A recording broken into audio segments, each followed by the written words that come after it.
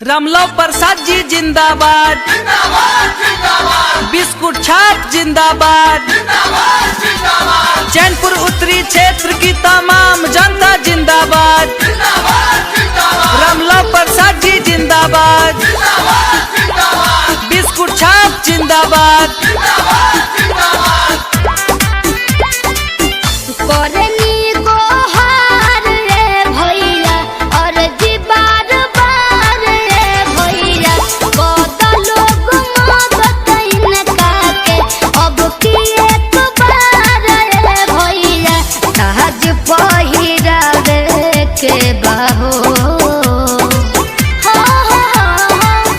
रामलाल प्रसाद जी के जितावे के बजिला परिषद बनावे के बहो, क्रम संख्या 6 बिस्कुट छाप पजम के मुहर लगावे के बहो। आप सब चाचा भैया माता बहन से इहे निहोरा बाकी आप सब यहाँ के फुल सपोर्ट करी और बूथ पे जाके बटन दबा के भारी बहुमत से विजयी बनाई।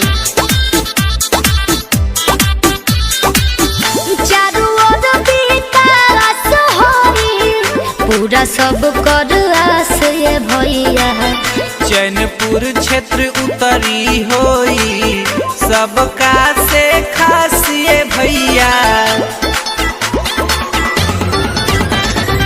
खुश होई मन मेरा धन के भी ऐसन ई काम करी है, बन जाई रोड और नली गली, कबो नया राम करी है। सबका के बतावे के बहो। रामलाल प्रसाद जी के भारी मत से अब की जितावे के बहो, क्रम संख्या 6 बिस्कुट छाप पर मिल जुले मुहर लगावे के बहो। रामलाल प्रसाद जी जिंदाबाद, बिस्कुट छाप जिंदाबाद, चैनपुर उत्तरी क्षेत्र की तमाम जनता जिंदाबाद।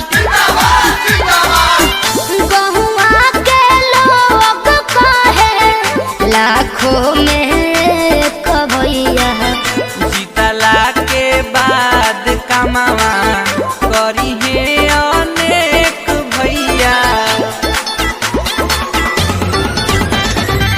कर्मठ सहयोग शिक्षित एगो इहे उम्मीदवार बारे हो। साफ हवे छवि झूठ बोलत ना ईमानदार बारे हो। चारा चाचा लावे के बाहो।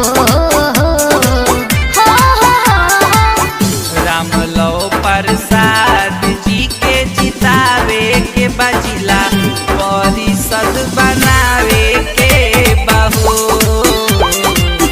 चैनपुर क्षेत्र उत्तरी से अब की